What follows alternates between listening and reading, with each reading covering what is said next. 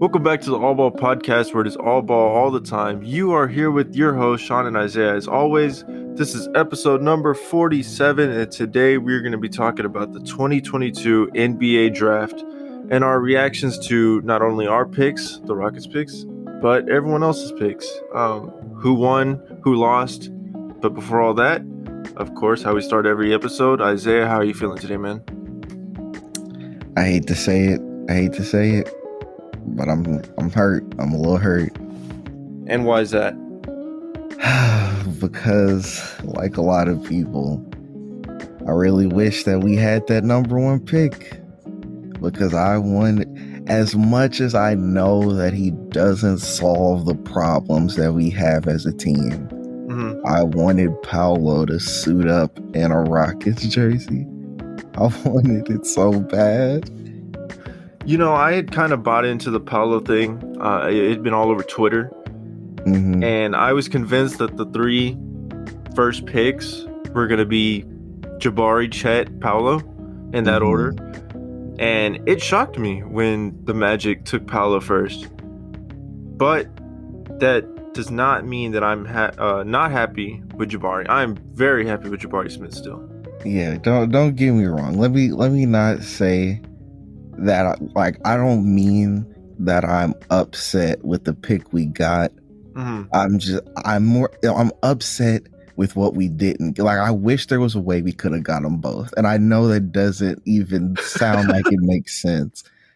But I am in no way upset with this pick of Jabari Smith. So I know that both me and you don't really watch too much college basketball. But what did you think about our other picks, Tari Eason and Ty Washington? I didn't know anything about them. I'm going to be 100% honest. Last year, I at least had some knowledge about our other picks, but I had no clue who our other picks were this year. So for me, I know that Tari Eason was a big guy for Rockets Twitter that they wanted. And I know that he brings a lot of defense, which is something that we really need. I think that's one of the best things that we got in this draft. We hit exactly what we needed, which was defense. Yeah, and also good shooting, especially Jabari. We really needed shooting, considering that the majority of our team, although Jalen Green started to turn around in the second half of the season, our team is predominantly filled with a lot of inefficient mid-range kind of guys. Which is why I still feel a little delusional for wanting Paolo so bad, because he would just add in to that whole gameplay style, and we can't have a team full of everybody who wants to shoot from mid-range. Okay, so I have to ask you, with the three additions to our team from the draft, with Jabari, Ty, and Eason, what do you think our depth chart looks like right now? Because we still have questions at the point guard with, is it going to be Washington or Knicks? And is Schroeder coming back? And then we have the question of KJ Martin. Will he still be on the team? Is it going to be Matthews or Eason? And what about backup center? Because is it going to be Garuba or is Fernando coming back? Man, you talking about is KJ Martin gonna be here reminding me of that? That's so sad that happened. It is sad because that is my favorite player, and I think he fits this team. But he really does. You know, I guess if you're just not happy, then I guess you don't want to be part of the team. Maybe it is better that he does get traded, but it is what it is. We still move. We still got Jabari. Yeah. So, with that being said, let me actually get to the question now. And I think that's really a hard question because, like you were saying, with all of these pieces that could move at any moment now, we don't really know who's going to be here next season and who isn't. So it's kind of hard to even try and design a depth chart when we don't know how many of these guys are coming back. Right. And I think for me, I think either Nwaba or Matthews has to be traded, and I'm pretty sure it's going to be Nwaba just because I think Matthews fits more of our play style. Mm-hmm. But I did kind of create somewhat of a depth chart. Like I said, though, I have those question marks around Schroeder, KJ, and Fernando because Schroeder and Fernando are free agents, and KJ unsure of his future. So obviously, the starting lineup for me is going to be KPJ, Green. I actually have Gordon starting at the 3, Smith, and Şengün. That's my starting 5. Off the bench, I have Washington/Knicks because I'm not sure who's going to be running back a point guard for us. Then I have Christopher backing up Green. I'm pretty sure Christopher is going to be our 6th man. At small forward, I have Matthews/Eason because I don't know who's going to be playing backup small forward. Tate backup power forward, and Garuba backup center. Okay, that's very interesting. So some things that I can say, obviously, absolutely agree with the starting 1, 2, and 5. That makes sense. And actually starting 4, too, sorry. Where I think things switch up, I think that we start Tate at the 3, especially since Jabari can shoot. So there's not that much of a problem with having Tate in the lineup. If we would have had a 4 that couldn't shoot, along with, starting Şengün and starting Tate, okay, now we have a problem. But because Smith at least should be able to stretch the floor for us, I think starting Tate shouldn't hurt us too bad. And then I think Gordon would be the 6th man, and then I think Josh Christopher probably comes in with him most of the time, but is 7th man right there with him. So the only reason I have Gordon starting is to give him the most minutes possible to try to get his trade value up. Just because it's time. I think we knew that it's been time for at least the last season and a half to trade him. And we just need him to do his best as possible and get as many minutes as possible to show that he still has a lot of value. And that's why I have him in the starting lineup. Okay, that's fair enough. But I do agree with you. Tate should be starting over Gordon. Okay. All right. Well, then, yeah, we're in agreement there. I understand the logic. I think my whole thing is I feel like if we're going to move him, we need to try as hard as we can to get it done in this off season before the season even starts. The only thing is I think Gordon might be a closer to trade deadline piece because I think if you're a team and you're not even sure if you're going to be able to continue this year, are you going to want to trade your assets away for a guy who let's say in the offseason, who may or may not be a great contributor to your team? Like if I'm a team that's unsure if I really need that piece, I'm going to see and wait to even make sure like he's contributing this season. Like if he's not past his prime, or not past his prime, or more so he's not able to contribute at the level that he was contributing at. Okay. You see, and I can see that for sure. I can absolutely see that. My whole thing is that there are certain teams, they know that they're going to be contending this year, bar injury, of course. And so I think those teams are the ones that could still possibly be shopping for a player like Gordon, despite the fact that they're not 100% sure. Because at the end of the day, there's 2 big things about that. We're looking to get a 1st round pick back for him. So if we were to trade with one of those teams, assuming they give up one of their own picks, of course, there's a high likelihood that it's not going to be a high pick. And so with that, you're giving up what would be a low pick that you probably wouldn't develop too well for a guy who you almost know exactly what he's going to give you.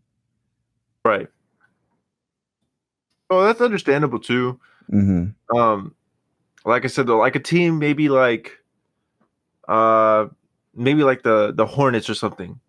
And I'm not saying that he's a perfect fit for the Hornets because I don't think he fits the Hornets style at all. But they're a team that's, I think, can contend for the playoffs, not a championship yet, but for the playoffs, they wouldn't be sure whether to put their assets in for the future for a guy like Gordon. Mm-hmm. But I do agree with you that a team that's like the Celtics, like he'd the be a good Celtics, fit. maybe even the Heat, some team like that, or like the Grizzlies who need some veteran experience on their team. Mm-hmm. But other than the Rockets, was there any draft picks that you really liked to other teams? Something that I found really interesting, I should say, is, well, there are two. There's the Keegan Murray pick at 4 and the Jaden Ivey pick at 5. And I find those very interesting. First, let me start with Keegan Murray. I find it interesting just because the Kings really have never done well with establishing a good direction for their team.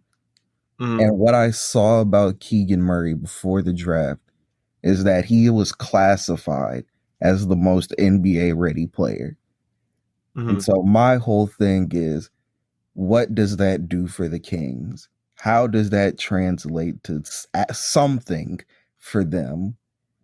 So I'm interested to see if or how that pans out for them.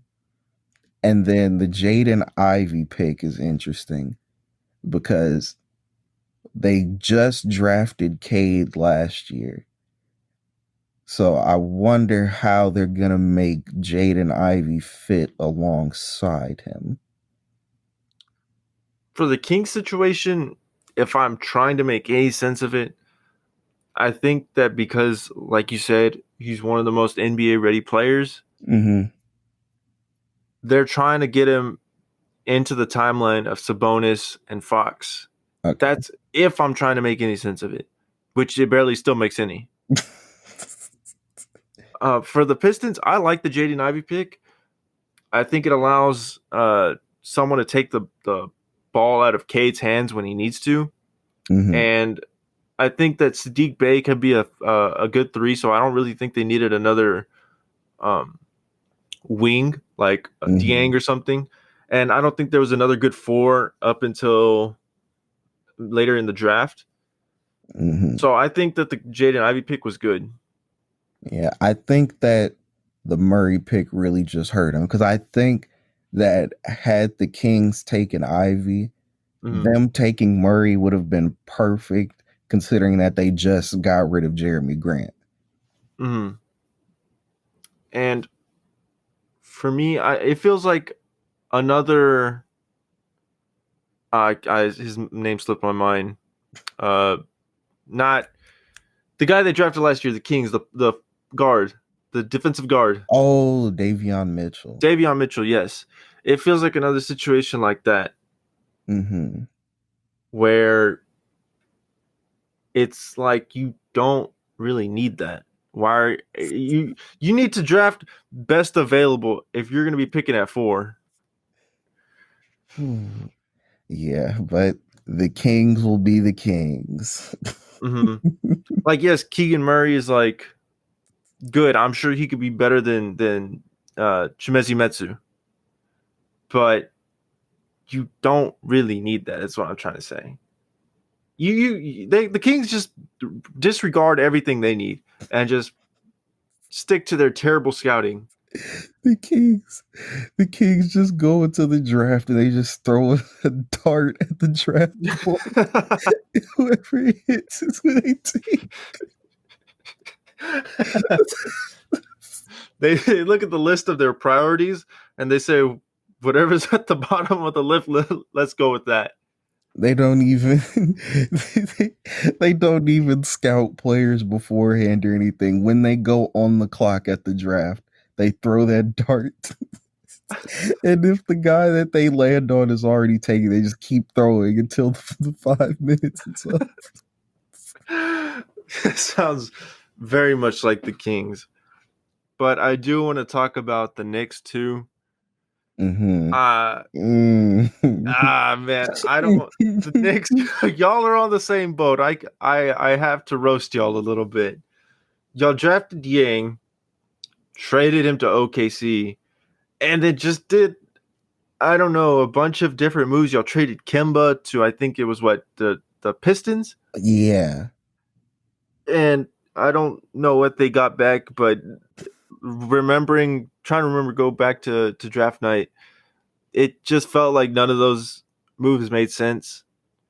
Do you have any thoughts about the Knicks moves? I have nothing to say that you didn't already say. It was just really confusing, and it was very fun hearing Stephen A. Smith get upset about the dang draft picks. Because, oh man, it was either Jalen Rose or Chiney who had asked him about if he had heard of this player before, and he started going off. And of course, his answer was, "No, I've never heard of this man." Oh, I think that sums up how all Knicks fans were feeling. And it also sums up how everyone who just was watching the draft just to see what the other teams were doing was feeling. Because what are you doing? The Knicks, they're not as bad as the Kings, but they're definitely lost. And I think they would have been better off taking Jalen Duran, just because I don't know if they're going to commit to Mitchell Robinson, being that he's a free agent. I just think there's better options, and if you are going to pick there, why trade him away? It just doesn't make any sense to me. Yeah, who knows, man? Who knows? Yeah. I do have to give a shout out to, where is he at? Isaiah Mobley, getting to play with his brother. That's pretty cool. I mean, that's all I really have to say about it. It's pretty cool. I mean, you get to play with your brother who's going to be a top player in the league in a couple of years. Oh yeah, for sure. But this isn't the first time this has happened, but it's good to see the trend continue. Right. Was there any other thing you wanted to talk about draft-wise, or anything else going on in the league? No, I think that's it. All right. Well, then that's going to be the end of the episode. If you like the podcast and the episode in general, go ahead and leave a like, comment, and subscribe. Isaiah, any last comments? You know the usual. Do not forget to share the podcast with as many people as you can. All right. We will catch you on the next episode.